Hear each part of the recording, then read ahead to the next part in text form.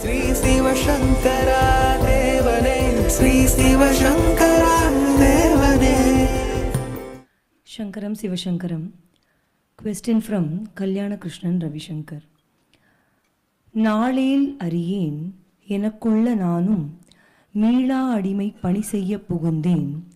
நீளார் மலர் சோலைகள் சூழ் திருநாவாய் வாழை தடங்கன் மடப்பின்னை மணாளா. இந்த நம்மாழ்வார் பாசுரத்தை விளக்குமாறு கேட்டு. நார்மல்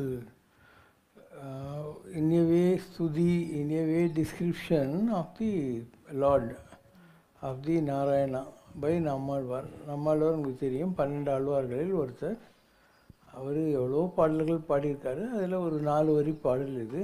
முதல் வரினா நாளேல் அறியேன், நாளேல் அறியேன் எனக்குள்ள நானும் மீளா அடிமை பணி செய்ய புகுந்தேன். நான் வந்து I want to be your eternal slave.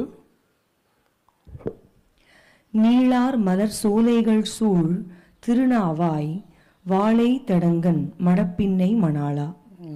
அந்த நப்பின்னையினுடைய கணவனாக இருக்கக்கூடிய சோலைகள் சூழ்ந்த வனத்தில் வசிக்கின்ற பெருமாளேன்னு அர்த்தம். Just a price.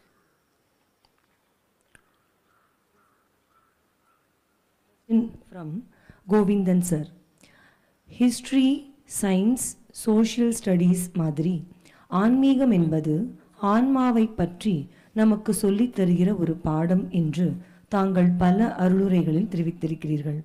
ஆன்மீகம் ஆன்மாவை பற்றிய புரிதலை மனிதனுக்கு சொல்லித் தருகிற ஒரு பாடம் என்றால், கடவுள் நம்பிக்கை மற்றும் கடவுள் வழிபாடு என்பவை எவ்வாறு அதனுடன் தொடர்புடையதாக ஒன்றுகிறது? அப்படியானால் ஆன்மாவை அறிந்து கொள்ளுதலும் கடவுளை அறிந்து கொள்ளுதலும் ஒன்றுதானா? ஒன்றே சந்தேகமும் தேவையில்லை. இந்த உடல் கண்டெய்னர், இந்த கண்டென்ட் இஸ் ஆன்மா. அந்த உடலுக்குள் உத்தமன் ஒரு பொருள் கண்டேனுங்கிறார். இந்த உடம்புக்குள்ளே உத்தமன் உள்ளே ஒளிந்து கொண்டிருக்கிறான் அப்படின்னு அர்த்தம். உயிர் வளர்த்தேனே உடல் வளர்த்தேனேங்கிறார். இந்த உடம்பை வளர்க்கறதுனால உள்ளே இருக்கிற உயிர் வளர்கிறதுன்னு அர்த்தம்.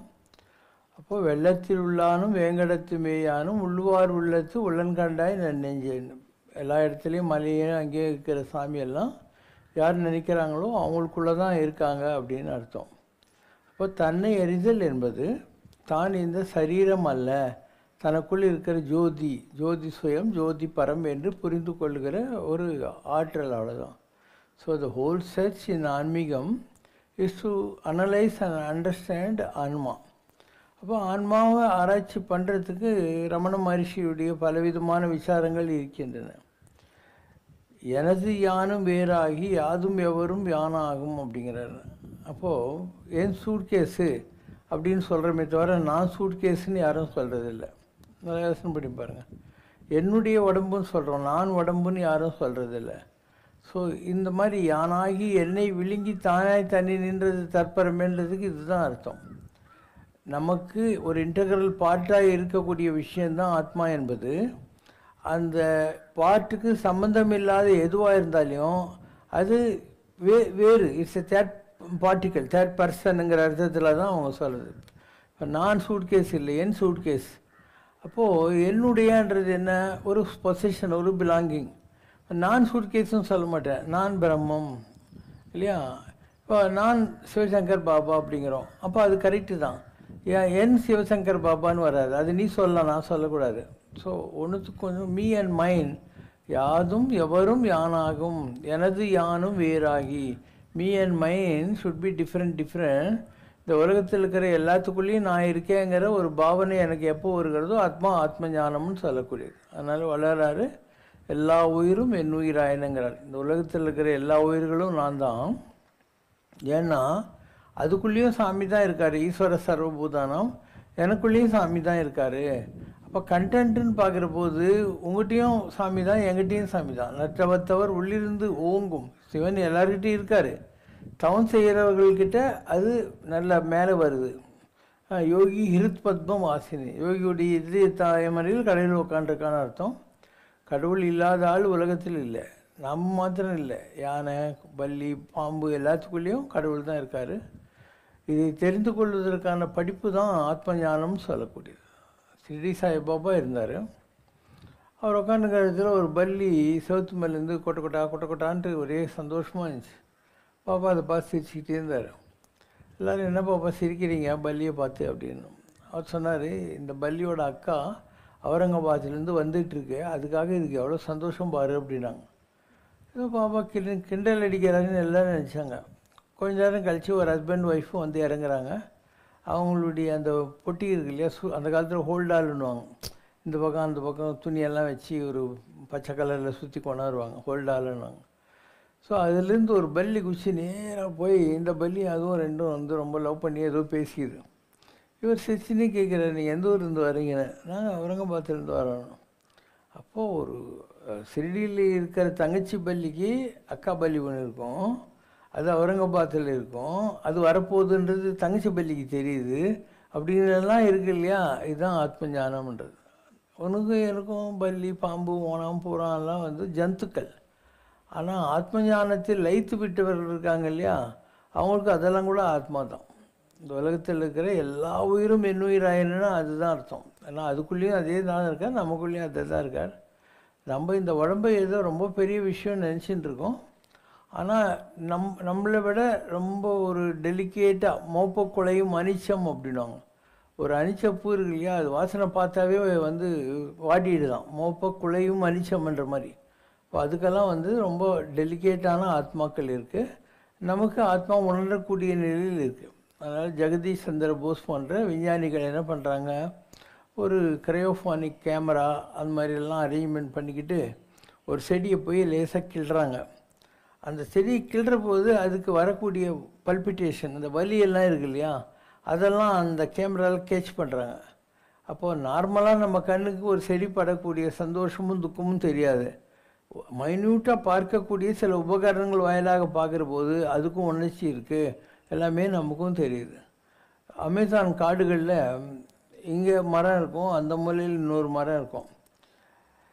அவன் ஒய்ஃப்காரிங்க சொல்லுவானாம், மாமாவும் சாப்பாடு ரெடின்ட்டு. இந்த மரத்துக்கிட்ட தான் சொல்லுவானா அவன். அது மரத்துக்கு மரம் அந்த டிரான்ஸ்ஃபார்ம் ஆகி போய் லாஸ்ட் மரத்துக்கிட்ட அவன் வெட்டின்னு இருக்கான்ல, அவன் காதில் வந்து மாமாவும் சாப்பாடு ரெடின்னு வருமா. இப்படிலாம் இருக்குதுன்னா நம்புகிற மாதிரி இருக்கா? ஸோ உலகத்தில் எத்தனையோ விஷயங்கள் நம்மளோடவும் பறவைகளுக்கும் விலங்குகளுக்கும் நுண்ணுயிர்களுக்கும் ரொம்ப நல்லாவே தெரியுது. நாம் அந்த அளவுக்கு சப்டில் கிடையாது. அந்த ஆத்மாவினுடைய அந்த லெவலுக்கு நாம் இன்னும் ரீச் ஆகலை. So anyway they are stronger than us in their feelings. நமக்கு தெரியாத பல விஷயம் இருக்குது. ஒரு வலைக்குள்ள நண்டுங்கள்லாம் இருக்கிறோம்.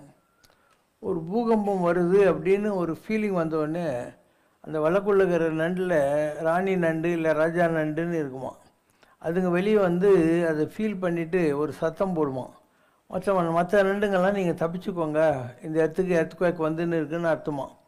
இந்த தேவ ரகசியத்தை வெளிப்படுத்தின ஒரு குற்றத்துக்காக இந்த நண்டு தன்னை அடிச்சுக்கிட்டு செத்து போகுமா.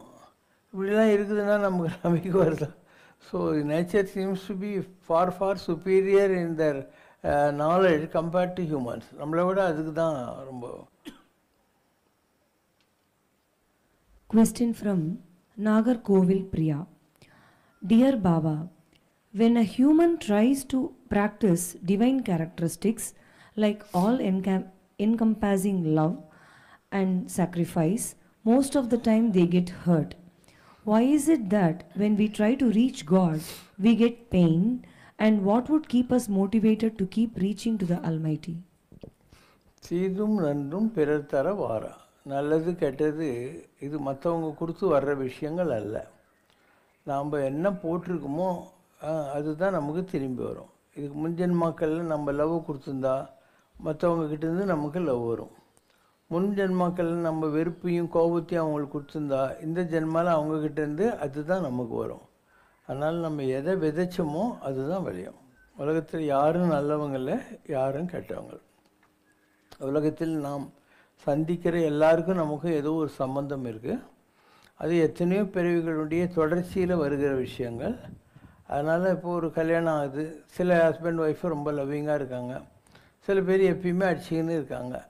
ஏன்னா இந்த பிறவியில் அடிச்சிட்டு இருக்கிற ஹஸ்பண்டோ இல்லை ஒய்ஃபோ இதுக்கு முன்பிறவியில் அதே மாதிரி அவங்களுக்கு தொந்தரவு கொடுத்துருப்பாங்க. அது இந்த பிறவியில் நிறைவேறுது. அதனால் யாரையும் நீ கெட்டவன்னு சொல்லாத. நல்லார் பொல்லார் என நாடுவது என் நெஞ்சமேன்னு திருமூலர் சொல்கிறாரு. அதனால் இந்த உலகத்தில் எல்லாத்துக்கும் ஒரு கேரிடு ஃபார்வேர்டு ஒரு பழசும் இருக்குது, கண்டினியூட்டியும் இருக்குது. Energy is transferable. அதனால் love and hate are also transferable energies. So don't judge people. அதனுடைய போக்கில் உலகத்தை பாரு. வந்துச்சுன்னா லவ் சந்தோஷம், நான் கொடுத்துருக்கேன் வந்துச்சுன்னு வச்சுக்கோ.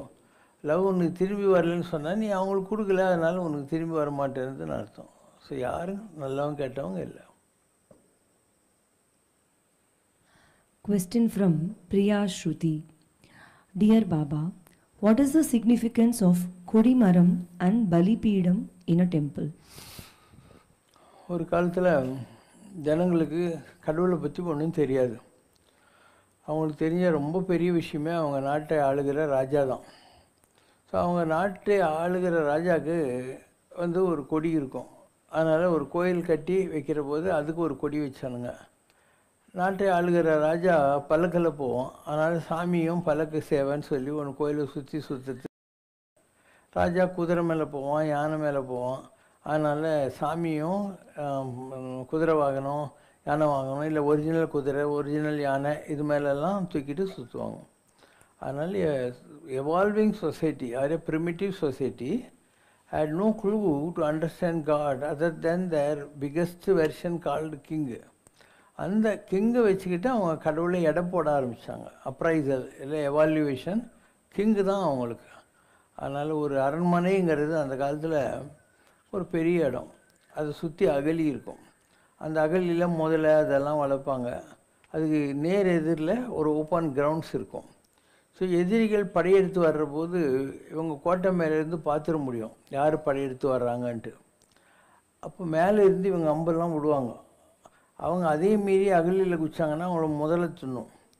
அதையும் மீறி அவங்க ஏணிக்கிணி வச்சுக்கிட்டு நம்ம கோட்டைக்குள்ளே குதிக்கிறாங்கன்னாக்கா அதுக்குள்ளே பாதுகாப்பாக இருக்கிறதுக்கான சாப்பாடு எல்லாத்தையும் அவங்க வச்சுருப்பாங்க. ஏற்கனவே அந்த விவசாயத்தில் வந்த பொருள்கள் எல்லாம் ஒரு கோட்டை முற்றுகையிடப்படுகிற போது பல நாள் உள்ளே இருந்து சண்டை போடுறதுக்குள்ள உணவெல்லாம் இங்கே இருக்கும். அதுக்கப்புறம் கல்ச்சுரல் ப்ரோக்ராம்ஸ் சொல்லுவாங்க இல்லையா. அந்த காலத்தில் ஆடிட்டோரியம், மியூசிக் அகாடமிலாம் கிடையாது. அந்த கோயில் சார்ந்த இல்லை அரண்மனையில் இருக்கக்கூடிய ஒரு பெரிய ஓப்பன் ஸ்பேஸ் இல்லையா, அங்கே தான் கலை நிகழ்ச்சி நடக்கும். நம்ம கோயிலில் அங்கே இருக்குதுன்னு வச்சுக்கோங்க, அங்கே கலை நிகழ்ச்சி நடக்கும். அந்த மாதிரி தான் கலை நிகழ்ச்சிகள் இருந்தது. அப்போ கோயிலுங்கிறது ராஜா மாத்திரம் அவனுடைய இஷ்ட தெய்வம் இல்லை குலதெய்வத்தை போய் பூஜை பண்ணுறதுக்குள்ள ஒரு ப்ரேயர் ரூம் தான். மற்றவங்களாம் ராஜாவே கும்பிட்டுன்னு இருந்தாங்க. இவங்க போய் உள்ளே போய் அங்கே இருக்கக்கூடிய அம்மனெல்லாம் கும்பிட்றதில்லை, சிவனெல்லாம் கும்பிட்றதில்லை. இவங்க ராஜாவை தான் கும்பிடுவாங்க. ராஜா தன்னுடைய குடிமக்கள் எல்லாம் நல்லா இருக்கணும்ன்ட்டு உள்ளே போய் சாமி தனியாக ஒரு பூஜை ரூம் மாதிரி வச்சுருப்பான். அதில் சாமியை கும்பிடுவான். நீங்கள் பழைய வீரபாண்டிய கட்டபொம்மன் பார்த்தீங்கன்னா அதில் சிவாஜி கணேசன் அவருடைய மனைவி எஸ்வரலட்சுமி எல்லாம் இருப்பாங்க. அப்போ அவங்க ஒரு பாட்டு போடுவாங்க, மனம் கனிந்திடும் வேல்முருகா அப்படின்னு. அப்போ பாளையங்கோட்டையில் இருக்கக்கூடிய அங்கே முருகப்பெருமானுடைய சிலைக்கிட்ட அவங்கெல்லாம் சேர்ந்து பாடுற மாதிரி இருக்கும். அப்படி தான் அந்த காலத்தில் ராஜாவினுடைய ப்ரேயர் ரூமெல்லாம் இருந்துச்சு. பாடுங்க, மனம் கனிந்திடும் வேல்முருகா. வெற்றி வடிவேலனே சக்தி உமை பாலனே வீரம் விளைத்த குகனே உற்றதொரு பகை வெல்ல தோழிலும் நெஞ்சிலும் ஓங்கிடும் வலிமை அருள்வாய் அருள்வாய்.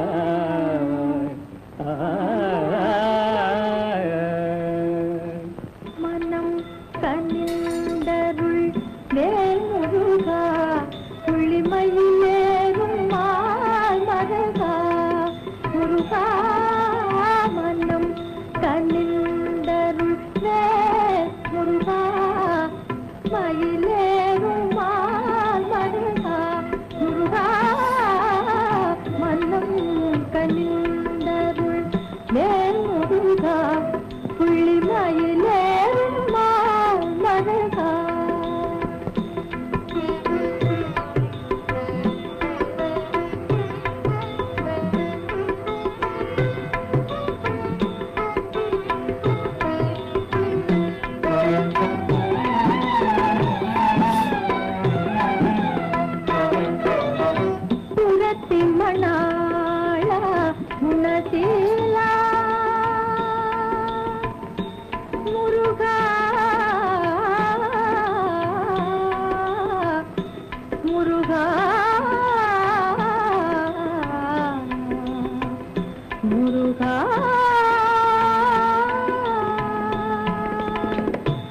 குலத்தி மணாளா குணசீலா ஞான குருதரனே செந்தில் வடிவேலா குலத்தி மணா. ஓகே, நீங்கள்லாம் அந்த காலத்து வீரபாண்டிய கட்டபொம்மன் சினிமா பார்த்துருக்க மாட்டீங்க. ரொம்ப நல்லாயிருக்கும். கிராமங்கள்லாம் அந்த காலத்தில் அந்த சவுண்ட் ட்ராக்னுவாங்க, படம் ஆரம்பிச்சது முடிக்கிற வரைக்கும் இருக்கிற டைலாக்ஸ் பூரா போட்டுனே இருப்பாங்க. மாரியம்மா கோயில் திருவிழா அந்த மாதிரி இடங்கள்லாம் அதை கேட்டாவே அவனுக்கு ஹோல் அந்த படம் புரிஞ்சிடும். அதில் சிவாஜி பெரியப்பா அவருக்கு ஒரு ஓஏகே தேவர் அவருடைய தம்பி, அவருடைய குழந்தை ஒன்று இருக்கும், அவள் இறந்துருவா போரில். அப்போது சிவாஜி வந்து அந்த குழந்தைய பார்த்துட்டு பேசுகிற மாதிரி டைலாக் எல்லாம் வரும். தாயே மீனா, போய்விட்டாயா தாயே, பெரியப்பன் சண்டையிலே தோற்று போவான், திரும்பி வர மாட்டான் என்று போய்விட்டாயா தாய், இப்படிலாம் டைலாக் வரும் அதில். ஸோ நீங்கள் அந்த படம்லாம் பாருங்கள், நீங்கள் படம் பார்க்க மாட்டேன்றீங்க. Question from Radhika. Beloved God, being in Bhuloka now, can we consider ourselves as average beings or average with some papa and some punya, because we are not in the more miserable and torturous lower level 7 lokas? அரிது மானிடர் ஆதல் அரிது. அவ்வையார், மனுஷனாக பிறக்கிறது ரொம்ப கஷ்டம், மனிதராக பிறப்பதற்கே மாதவம் செய்திட வேண்டுமாம்மா அப்படின்னு. நிறைய தவம் செஞ்சவங்க தான் இந்த உலகத்தில் மனிதர்களாக பிறக்க முடியும் அப்படின்னு சொல்கிறாங்க. ஏன்னா மொத்தம் 14 உலகம் இருக்குது. பூமிக்கு மேலே 7, பூமிக்கு கீழே 7 இருக்குது. 14 உலகங்கள். இதில் இந்த ஒரு பெர்ஃபெக்டடுன்னு சொல்கிறேன் இல்லையா, அது பூமி தான். ஆகாசத்தில் வெறும் சத்தம், அது கீழே காற்றில் இறங்குற ஒரு சத்தமும் ஸ்பரிசமும். காற்று ஒன்று தொடர்றது உனக்கு தெரியும், புஷ்ஷுன்னு சவுண்டு வேற கேட்கும். தண்ணியில் டேஸ்ட் இருக்கும், மண்ணில் வாசனை இருக்கும். மண்ணில் தான் 5 இருக்கும். வாசனை கூட மண் வாசனைன்றீங்க, மழை 4 துளி பெஞ்ச உடனே ஒரு மாதிரி வரும். அதனால் பூமின்றது ஒரு ஃபுல் 5 எலமெண்ட்ஸ் இருக்குது. இதில் பிறக்கிறது ரொம்ப கஷ்டம். அதுலேயும் இந்த குருடு கூணு இது மாதிரி நொண்டி பண்டி இந்த மாதிரிலாம் இல்லாமல் ஒருத்தன் பிறக்கிறது ரொம்ப நல்லது. அப்படி பிறந்துட்டு ஒருத்தன் தானம் செய்யணும் தவம் செய்யணும்னு தோன்றது அதை விட நல்லது. இப்போ தானமும் தவமும் தாம் செய்வராயின் வானவர் நாடு வழி திறந்திடுமே. மனிதனாக பிறந்து நிறைய தானம் செய்யணும் தவம் செய்யணுங்கிற எண்ணம் யாருக்கு இருக்கோ அவர்களுக்கு வானவர் உலகம்னா தேவர்கள் உலகத்தில் வழி கிடைக்கும். இவங்க தேவர்களாக கூட அங்கே போய் லைஃப்பை என்ஜாய் பண்ணலாம் அப்படின்னு அர்த்தம். வையத்தில் வாழ்வாங்கு, வையம்னா பூமி. அதனால தான் ஆண்டாள் கூட வையத்து வாழ்வீர்கள் அப்படின்னா. வாழ்வாங்கு வாழ்பவர் வானோரையும் தெய்வத்தூர் வைக்கப்படும். அப்போ நீங்கள் பார்க்குற இந்திரன் சந்திரன் வாயு இதெல்லாம் நீங்கள் தான். உங்களுக்கு ப்ரமோஷன் கிடைச்ச உடனே அந்த பதவிக்கெல்லாம் போகிறீங்க. ஸோ தேவர்கள் பதவின்னு என்ஜாய் பண்ண உடனே நீங்கள் பூமிக்கு திருப்பி வரணும். பூமிக்கு வந்து நீங்கள் நெக்ஸ்ட்டு இன்னும் தவான்லாம் செய்கிற போது நட்சத்திரத்தில் ஒன்றா போகலாம், சூரியர்களில் ஒன்றா போகலாம், சந்திரர்களில் ருத்ரர்களில் ஒன்றா ஆகலாம், சித்தர்கள் ஆகலாம். அந்த மாதிரி ஏதோ ஒன்று ஆகிட்டு நீங்கள் மேலே இருக்கிற மீதி 6 உலகத்தில் வசிக்கலாம். அதுக்கெல்லாம் உங்களுக்கு வாய்ப்புகள் இருக்குது. அதனால் மனிதன் ரொம்ப நல்ல விஷயம் இந்த உலகத்தில். ஏன்னா மனிதனுக்கு தான் 6வது அறிவு இருக்குது. மற்றத்துக்கெல்லாம் 5 அறிவு தான். இதுக்கு 6 அறிவு இருக்கிறதுனால இது நல்லது இது கெட்டது அப்படின்னு. ஒரு மாடு உன்னை முட்டணுன்னா முட்டிடும். ஆனால் நீ வந்து என்னை குத்தணுன்னா இருந்தாலும் குண்டாகிறான் திருப்பி குத்திடுவோம் அப்படின்னு நினைப்பேன். அப்போ அந்த இது ரைட்டாக ராங்கான்னு பார்த்துக்கிட்டு ஆக்ட் பண்ணுற திறமை மனுஷனுக்கு தான் கடவுள் கொடுத்துருக்காரு. மாட்டுக்கு யானைக்கெல்லாம் அந்த மாதிரி கொடுக்கறதில்ல. அந்த மாதிரி தான் ரொம்ப நல்ல விஷயம். இதில் அடுத்த நிலைக்கு தேவர்களாக போகணும். தேவர்களாக இருந்து அந்த பதவிக்குள்ள சுகங்களெல்லாம் என்ஜாய் பண்ணிட்டு வந்த உடனே நீங்கள் அகைன் தவம் பண்ண வேண்டியிருக்கும். அப்போ தான் நீங்கள் சித்தர்கள் உலகத்திலேயோ நட்சத்திரமாவோ ஏதாவது போய் மேலே மீதி 6 உலகத்தில் செட்டில் ஆக முடியும். அந்த மாதிரி லைஃப்பை வேஸ்ட் பண்ணுறவங்க இருக்காங்க இல்லையா, அவங்க கீழே இருக்கிற உலகத்துக்கெல்லாம் போக வேண்டியிருக்கும். இந்த பாதாள லோகம்னு சொல்கிறாங்க. இந்த மாதிரி பல உலகங்கள் கீழே இருக்குது. நாகலோகம் அங்கெல்லாம் போக வேண்டியிருக்கும். அதுவும் மனித ஒன்று இந்த பூம்புலோகம் மாதிரி நல்லது கிடையாது. பூமி ரொம்ப நல்ல விஷயம். அதனால் நம்ம பெரியவங்க மனுஷனாக பிறக்கிறதுன்றது ரொம்ப பெரிய விஷயம் நமக்கு உணர்த்தி இருக்கிறார்கள். நீ பார்க்கிற எல்லாருமே ராமரும் இயேசுவும் புத்தரும் கிருஷ்ணரும் மகாவீரரும் கூட மனிதர்களாக உலகத்தில் பிறந்து அதுக்கப்புறம் கடவுளுடைய நிலையில் அவர்கள் மதிக்கப்படுகிறார்கள். அப்போ யாராக இருந்தாலும் பூமிக்கு வந்தே ஆகணும். இதுக்கப்புறம் தான் நீ மேல்நிலைக்கு போக முடியும். Question from C.B. Govindan's daughter Vaishali. What is the difference between spiritual awakening and spiritual intelligence? Intelligence is brains task. அறிவோடு இருக்கிறதுன்றது பிரெயினோட வேலை. ஸ்பிரிச்சுவல் அவேக்கனிங்கிறது நம்முடைய ஆத்மா உறக்கத்திலிருந்து விழித்து கொள்கிற ஜாகிரத்துன்னு சொல்லுவாங்க. ஆத்மா நம்மக்கிட்ட இருக்குது, எல்லாருக்கிட்டேயும் ஆத்மா இருக்குது. அது உறங்கி கிடக்கிறது. அது தன்னை எரிந்து இன்புறவே வெண்ணிலாவேங்கிற மாதிரி தன்னை அறிதலுங்கிற ஒரு பரிணாமத்தை அடைகிற போது ஆத்மா இந்த உடம்புன்றது வேற, ஆத்மான்றது வேற, நான் ஒரு பரமாத்மா வஸ்துன்னு சொல்லி தான் கடவுளை மாதிரி இந்த உலகத்தில் தன்னை வாழ்வதற்கு தகுதிகளை வளர்த்து கொண்டு அந்த தெய்வ வடிவத்தை அடைவது. ஆனால் இது வேறு அது வேறு தான். Question from a devotee. What happens to the soul once it leaves this body, and how long it takes a soul to be reborn? What are the criteria for salvation or rebirth of the same soul? இந்த உடம்பிலிருந்து வெளியே இருக்கிற ஆத்மா என்பது உடனடியாக பித்ருலோகத்துக்கு போகும். பித்ருலோகம்ன்றது என்ன? எத்தீரியல் வேர்ல்டுன்னுவாங்க. அங்கே இறந்து போனால் நம்முடைய மூதாதையர்கள் அவங்கெல்லாம் கூட அங்கே தான் இருப்பாங்க. நீ ஒரு குறிப்பிட்ட தசையில் இறந்தியானா உடனே பிறக்க மாட்டேன். நீ செய்திருக்கிற பாவ புண்ணியங்கள் இந்த பிறவியில் இந்த உடலை வைத்து கொண்டு நீ செய்த பாவத்துக்கும் புண்ணியத்துக்கு ஏற்ற மாதிரி உனக்கு ஒரு நியூ ப்ரோக்ராம் க்ரியேட் பண்ணுவாங்க. நீ அடுத்த தடவை உலகத்தில் பிறக்கிற போது வசதியாக இருக்கணுமா, வசதியாக இருக்கணுமா, வியாதியாக இருக்கணுமா இல்லையா, இப்படிப்பட்ட பல அனுபவங்களை உனக்கு கொடுக்கறதுக்காக ஒரு நியூ ப்ரோக்ராம் பண்ணுவாங்க. அந்த ப்ரோக்ராம் எப்படி நீ அனுபவிப்பேன்னா உன்னுடைய உடம்புல இருக்கிற 9 ஓட்டை வழியாக அனுபவிப்ப. 2 கண், 2 காது, 2 மூக்கு, 1 வாய், இடுப்பு கீழே 2, 9. இந்த நவத்வாரங்கள் வழியாக இந்த 9 பிளானட்ஸும் உங்கள்கிட்ட கனெக்ட் பண்ணிக்குது. அதுபடி தான் உன்னுடைய லைஃப்ன்றது ஒரு தாயுடைய கர்ப்பத்திலேருந்து வந்தபோது அமையும். உனக்கு கஷ்டப்பட வேண்டிய மாதிரி தலையெழுத்து இருக்குன்னா நீ ஒரு புதன் தசை முடிஞ்ச உடனே கேது தசையில் பிறந்துடுவேன். அப்படி பிறந்தால் அந்த குழந்தைக்கு லிவர் ப்ராப்ளம் இருக்கும், ஜாண்டிஸு அந்த மாதிரி இருக்கும், கண் சம்மந்தப்பட்ட ப்ராப்ளம் இருக்கும், இல்லை வயிறு இவ்வளோ பெருசாக உப்பின்னு மாந்துவான்னுவாங்க, அப்படியெல்லாம் இருக்கும். அதுக்கு அந்த கஷ்டம்லாம் பட வேண்டிய தலையெழுத்து இல்லைன்னு சொன்னால் அது பித்ருலோகத்தில் 7 வருஷம் வெயிட் பண்ணும். கேது தசைன்றது 7 வருஷம் அங்கே இருக்கும். அது ஆன உடனே அது சுக்கர தசையில் பிறக்கும் பூமியில். அந்த 7 வருஷம் மேலே தான் இருக்கும், எத்திரியல் வேலையில் இருக்கும். சுக்கர தசையில் பிறந்தால் அள்ளி கொடுப்பாய் வெள்ளி சுக்கரக வேந்தேன்னு நல்ல பணக்கார வீட்டில் பிறந்து நல்ல வசதியாக ஜாலியாக நல்லா சாப்பிட்டு நல்லா ட்ரெஸ் பண்ணின்னு காரில் ஸ்கூட்டர்லலாம் போயிட்டு நிம்மதியாக ஆகிருக்கும். ஆனால் லைஃப்ன்றது கண்டினியூவஸ். அது உன்னுடைய பாவ புண்ணியங்கள் ஒரு ஜென்மத்தில் எப்படி இருக்கோ அதை வைத்து கொண்டு கண்டினியூட்டி வருது. அதனால் நீ எப்படிப்பட்ட வாழ்க்கையை அனுபவிக்கணுமோ அப்படி தான் வரும். ஸோ யாராக இருந்தாலும் ஒரு 100 வயசு தான் அவங்களுக்கு ஆயுசு இருக்கும். இப்போ கிரகங்கள்ன்றது என்ன? முதல்ல கேது தசை 7 வருஷம், அதுக்கடுத்து சுக்கர தசை 20 வருஷம், சூரியன் 6, சந்திரன் 10, செவ்வாய் 7, ராகு 18, குரு 16, சேட்டன் 19, அதுக்கப்புறம் புதன் 17. இதுதான் இந்த கிரகங்களுடைய ஆளுமை. எப்படி இது மாறி மாறி வரும்ன்றதுக்காக.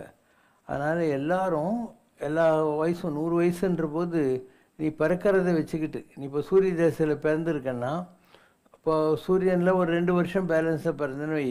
2, சந்திரனில் 10, 12, செவ்வாய் 7, 19, ராகு 37, குரு 16, 53, அதுக்கப்புறம் ஒரு 10, ஒரு 60 வயசு அப்படி இருக்கேன்னா சனி தசையிலையும் ஆயுசு முடிஞ்சிடும். இன்னும் கொஞ்சம் ஜாஸ்தி இருக்குன்னா புதன் தசை வரைக்கும் இருக்கும். அதனால் எல்லாருமே 9 தசை அவங்க வாழ்க்கையில் பார்க்கவே முடியாது. 100 வயசுக்குள்ளே தான் அவங்களுக்கு வரும். எல்லாருமே 60, 70, 80 வயசுக்குள்ளே சாக போகிறவங்க தான். அதனால் இது எல்லாமே ஏற்கனவே நிர்ணயமாக இருக்கிற விஷயம்.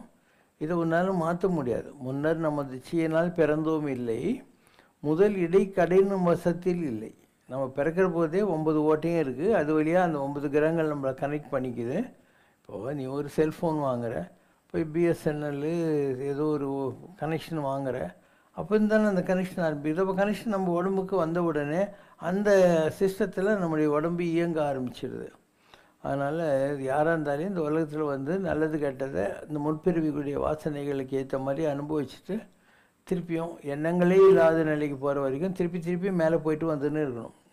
இங்கேருந்து ஒவ்வொரு தடவையும் நீ கணக்கை முடிக்கலைன்னு வை, பித்ருலோகத்துக்கு போயிட்டு திருப்பி வரணும். யார் கணக்கு முடிச்சிட்டாங்களோ, கணக்கு முடிக்கிறதுனா என்ன, எந்த ஆசையும் வளர்த்துக்கவே கூடாது. இப்போது உனக்கு 10,000 ரூபாய் கடங்குது, 10,000 ரூபாய் கடன் கழிச்சிட்டேன்னு உனக்கு கடன் இல்லை, நீ புது கடன் வாங்கக்கூடாது. அந்த மாதிரி உனக்கு போன ஜென்மத்தில் கர்மா இருந்துச்சு, அந்த கர்மாவை இந்த பிறவியில் நீ முடிச்சுட்ட, புதுசாக கர்மா சேர்த்துக்கக்கூடாது. அந்த மாதிரி முடியுமா? ஜனங்க புதுசாக இன்னும் ஆசைகளை சேர்த்துக்கிறாங்க இல்லையா? அதனால் இப்படி தான் இந்த சைக்கிள்ன்றது இருந்துக்கிட்டே இருக்கும். ஸோ எல்லா என்னை மறந்தன்னா எந்த எண்ணங்களும் இல்லாத ஒரு வாசா முகோச்சரத்தை அடைந்தால் அடுத்த பிறவி வரவே வராது. அது வரைக்கும் இந்த உலகத்தில் வந்துட்டு போயிட்டுலாம் தான் இருப்பீங்க. ஸோ பித்ருலோகம் என்பது என்னன்னு தெரியணுன்னா கொஞ்சம் படிக்க சொல்கிறேன். The world of ancestors. The world of ancestors. While describing my experiences, I have left out one that is very important and should be told, namely, my visit to the world of ancestors. This world is situated between heaven and Siddhaloka, and many categories of ancestors are to be found there. I have actually seen them. In heaven, in the world of cobras, and in the world of the moon, everyone has the same enjoyments and pleasures, but here they do not. There are the rich, the virtuous, the moderately rich, the less virtuous, and the poor. The same kind of inequalities that we find on earth. Nonetheless, people are happier there than they are here. In Pitruloka, I saw some old people I had known in childhood. It is a unique world. There can be no doubt that the various ritual offerings of water and foodstuffs that we make to our ancestors do actually reach them in a subtle form. It is true that they eat what we give them, that they accept our offerings and give their blessings to their descendants, so we should please them by giving them offerings. இங்கே வைக்கிற படையல், தேவசம், அமாவாசை, தர்ப்பணம் எல்லாம் அவங்களுக்கு போய் சேருது. Oh Siddha students, you should not have the slightest doubt about this. The subtle form of the offerings reaches the world of ancestors through the mantras we repeat. இருங்க, மந்திரம் சொல்கிறாங்க இல்லையா, பித்ரு காரியம் தேவசம் சேரும்போது அந்த மந்திரங்கள் வழியாக அவங்களுக்கு அங்கே போய் சேருது. The same Chiti Shakti carries it from here to there by means of the mantras. Let me give an example from life today. Suppose you have a friend in America. America is very far from here, but he can tell you on the telephone that he has sent you many dollars through his bank and that you can get them here. யாரோ ஒருத்தர் உங்களுக்கு money order அனுப்பிச்சேன்னு சொல்கிறாங்க, உங்களுக்கு வருது இல்லையா? அதே மாதிரி தான் இந்த ஊரில் நீங்கள் தேவசத்துக்கு போடுற படையல் அந்த பித்ருலோகத்தில் இருக்கிறவங்களுக்கு போய் சேரும். இது எப்படி முடியுது? அங்கே வந்து தந்தி மணி ஆர்டர் அனுப்பிச்ச உடனே இல்லை டெலிக்ஸ் அனுப்பிச்ச உடனே இங்கே இருக்கிற போஸ்ட் ஆஃபீஸில் ஒன்று கொண்டாந்து கொடுத்துருவாங்க. அதே மாதிரி தான் அந்த பித்ரு தேவதைகள் இந்த வேலையை தான் செய்யுது. You will certainly get the money. So, why should you doubt the subtle form of the offerings are carried to the world of ancestors through mantras? In Pitruloka, I saw many people. I had travelled there in the same blue star in which I had visited Siddhaloka. I remind you again that it was not the blue pearl or the blue light, but the blue star. Oh Siddha students, the world you and I live in is Mrityuloka, the world of mortals. The world of the ancestors is as real as the mortal world. I have seen it with my own eyes. இந்த பூலோகத்தில் நீ என்ன பார்க்குறீங்களோ, ஜனங்களை எப்படி பார்க்குறீங்களோ அதே மாதிரி அங்கே இருக்கும். ஸோ இந்த பூமியில் யாருக்காவது கால் உடஞ்சிருந்துச்சி, கண்ணு தெரியலன்னா அந்த உலகத்துலேயும் அவங்க நொண்டியாகவும் குருடாகவும் தான் இருப்பாங்க. அதனால் நான் ஆரம்பத்துலேருந்தே சொல்லிட்டு இருக்கேன், யாராவது உங்களை கண்ணு தானம் கொடு, மூக்கு தானம் கொடுன்னெலாம் சொன்னால் கொடுக்காதீங்க. ஏன்னா இந்த உலகத்தில் நீ நான் ரொம்ப நோபல்னு ஒரு நினைப்பில் கண்ணு தானம் ஹார்ட்டெல்லாம் கொடுத்துட்றேன், அங்கே போனால் நீ தான் கஷ்டப்படணும், அங்கே கண்ணு ஹார்ட்டெல்லாம் இருக்காது உனக்கு. அதனால் இந்த தானம் வந்து கடவுளோட நீ ஒன்றும் பெரிய கடவுள் கிடையாது. அவனுக்கு தெரியும் ஆட்டுக்கு மாட்டுக்கு அளந்து வச்ச மாதிரி ஒருத்தர் ஏன் படைக்கிறான், கூன் குரு முசுடு இதெல்லாம் ஏன் படைக்கிறான்னா அவங்கவுங்க கர்மம் அனுபவிக்கிறதுக்காக பிறக்கிறான். அதனால் நம்ம பெரிய அறிவாளின்னு நினச்சா நாம் தான் கஷ்டப்படுவோம் அங்கே போய். What a miracle! When I saw my own ancestors in Pitruloka, I became convinced that the Eknath Maharaj story was not fabricated. So நீங்கள் பித்ருலோகத்துக்கு போகிற பவர் உங்களுக்கு தியானத்தில் கிடைச்சா கூட பரவாயில்ல. அப்போ நம்மளால் பார்க்க முடியும். நான் போயிருக்கேன், நான் நிறைய தடவை பித்ருலோகம் போயிருக்கேன். அங்கே எங்கள் பழைய உறவில் இருந்த தாத்தா பாட்டிங்க அவங்களெல்லாம் கூட பார்த்துருக்கேன். அவங்க மேலே இருந்து இந்த உலகத்தில் நடக்கிறதெல்லாம் பார்த்துக்கிட்டே இருப்பாங்க. அப்போ அதாவது எவ்ரி திங் தே நோ. நான் இந்த ஆன்மீகத்துக்கு வந்து ரொம்ப என்ன சொல்கிறது, I was undergoing lot of test. இந்த ஆன்மீகத்துக்கு வந்த புதுசில் கடவுள் நிறைய சோதிப்பார்.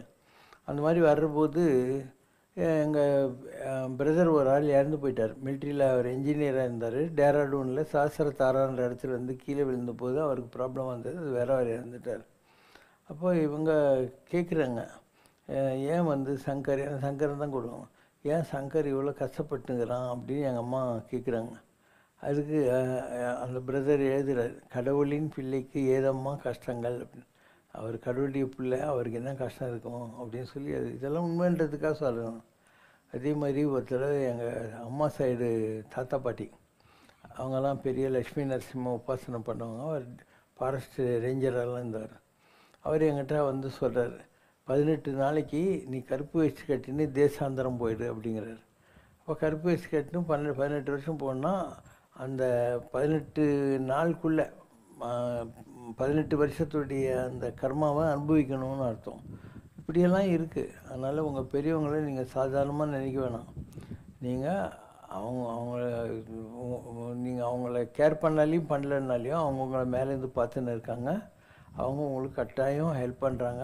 அவங்களால நேரடியாக முடியலன்னா கூட அந்த உலகத்தில் இருக்கிற பெரிய மனுஷங்கக்கிட்ட போய் என் பேரன் என் பேத்தி அவங்களுக்கு இந்த ப்ராப்ளம் இருக்குது, நீங்கள் நல்லா பண்ணுங்கன்னு கெஞ்சுறாங்க. அதனால் தென்புலத்தார் அப்படின்னா தெற்கு திசையில் இருக்கக்கூடிய பெரியவங்கன்னு அர்த்தம். அவங்களுக்கு நீங்கள் படையல் பட்டிங்கன்னா உங்களுக்கு ரொம்ப நல்லது. நீங்கள் இந்த காரியம் தேவசம் இதெல்லாம் பண்ணுறது கிடக்கட்டும் ஒரு பக்கம்.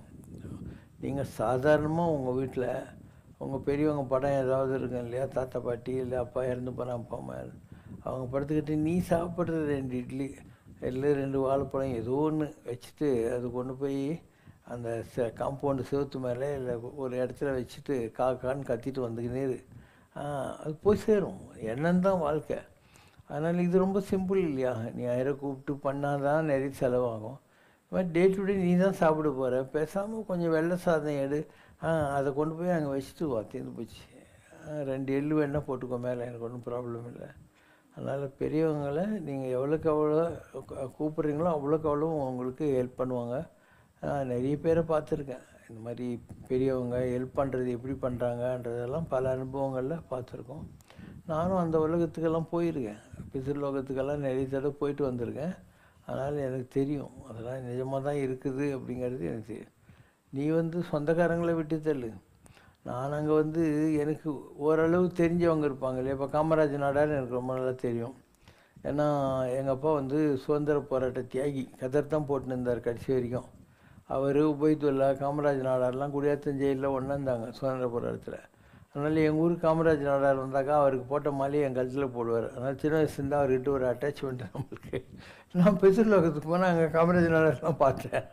அதனால் உனக்கு யாரை தெரியுமோ அவங்களால நீ அங்கே பார்ப்பேன், எல்லோரையும் பார்க்க முடியும்.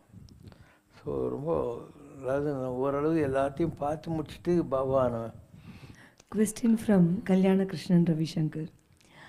சமஸ்கிருதம் தேவ பாஷை என்று கூறப்படுகிறது. அதாவது அது கடவுளர்களால் பேசப்படும் மொழி என்று நம்பப்படுகிறது. இது இந்து மதத்தில் புனிதமான மொழியாக கருதப்படுகிறது. வேதங்கள், புராணங்கள் மற்றும் பிற புனித நூல்கள் சமஸ்கிருதத்தில் எழுதப்பட்டுள்ளன. மேலே குறிப்பிட்டுள்ள செய்தி பற்றியும் கர்நாடகாவில் ஒரு கிராமம் முழுவதும் மக்கள் சமஸ்கிருதம் மொழிதான் பேசுகிறார்கள் என்ற செய்தி படித்தேன். இது பற்றி விளக்கவும். ஆரியன் கண்டாய் தமிழன் கண்டாய். கடவுளை பற்றி சிவனை பற்றி சொல்கிற போது அவன் வந்து சான்ஸ்கிரிட்டுக்கும் சொந்தக்காரன், தமிழுக்கும் சொந்தக்காரன்.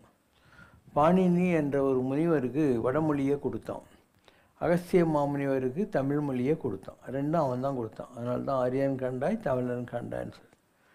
இது மண்ணு புகழ் மகேந்திரகிரியில் ஈசன் அருளிய பனுவல்னு உலக புகழ் பெற்ற மகேந்திரகிரி மலை கன்னியாகுமரி கிட்ட இருக்குது. அங்கே தெய்வமே கொடுத்தது தான் இதெல்லாம் அப்படின்னு அர்த்தம். சிவபெருமானே முதல் சங்கத்துக்கு தலைவராக இருந்திருக்காரு. கடல் கொண்ட கபாடபுரத்திலிருந்து 2வது தமிழ் சங்கத்துக்கு முருகப்பெருமான் தலைவராக இருந்திருக்காரு.